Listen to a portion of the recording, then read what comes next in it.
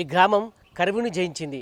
పూర్తిగా వర్షాభావ పరిస్థితిని తట్టుకుంది. సుమారుగా 80% పైగా డ్రిప్ ఆధారంగానే సాగు చేస్తున్నారు. తిమ్మాపూర్ మండల కేంద్రంలో ఎటు చూసినా డ్రిప్ ఆధారంగానే సాగు చేస్తున్నారు.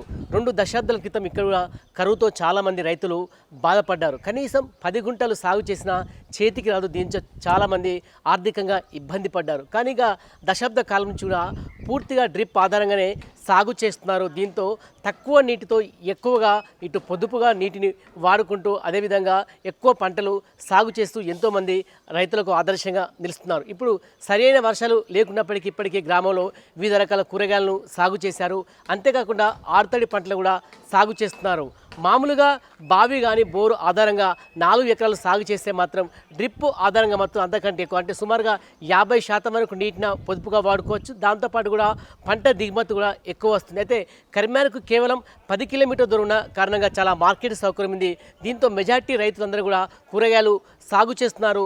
2 ఎకరాల భూమి ఉంటే అందులో 3 లేదా 4 రకాలకు సంబంధించిన పంటలు వేస్తున్నారు. దాదాపున చేతికి వస్తుంది. ఎప్పుడైతే అక్కడ ప్రజలకు డిమాండ్ ఉన్న పంటలు మాత్రమే సాగు చేస్తున్నారు. ఇటు ఆరుతడి పంటలు అదేవిధంగా కూరగాయలు సాగు చేస్తున్నారు. ఇప్పటికీ మెజార్టీ మంది రైతులు చాలామంది ఎక్కువ వరి సాగు చేసినప్పటికీ గ్రామంలో మాత్రం ఎక్కువగా మాత్రం కూరగాయలు సాగు చేస్తున్నారు. అంటే ఒక రకం చెప్పాలంటే నీటిని చాలా పొదుపుగా వాడుతూ మిగతా రైతులకు ఆదర్శంగా నిలుస్తున్నారు. గతంలో కూడా చాలామంది అధికారులు వచ్చి ఇక్కడ పరిశీలించారు, రైతులను అభినందించారు. అంటే ముందుగా ఒకరిద్దరు రైతులు మాత్రమే డ్రిప్ ఆధారంగా సాగు చేస్తే మిగతా రైతులందరూ కూడా డ్రిప్ ఆధారంగా సాగు చేస్తున్నారు. ఇక్కడ చాలా వరకు వరినైతే సాగు చేస్తున్నారు. ఇప్పటికీ చాలామంది రైతులు మాత్రం వరి వేస్తున్నారు. కానీ చేతికి వస్తుందో రాదో ఈసారి, ఎందుకంటే తీవ్రమైన వర్షాభావ పరిస్థితులు ఉన్నాయి. కానీ వర్షాన్ని గురించి పట్టించుకోకుండా వాళ్ళు మే నెలలో పూర్తిగా దుక్కులు సిద్ధం చేసుకొని జూన్లోనే డ్రిప్ ఆధారంగా సాగు చేసుకున్న కారణంగా దాదాపున పంట మొత్తం కూడా చేతికి వస్తుంది.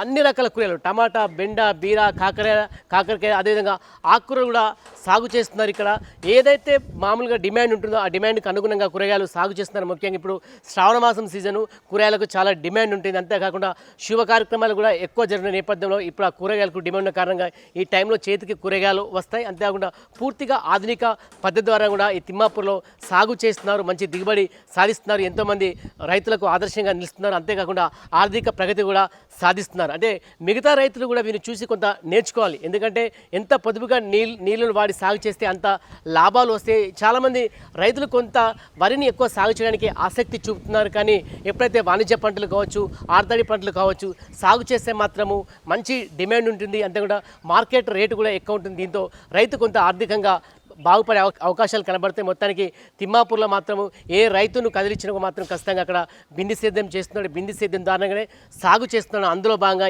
ఎక్కువగా కూరగాయలు సాగు చేసి మిగతా రైతులకు ఆదర్శంగా నిలుస్తున్నారు తిమ్మాపూర్ రైతులు.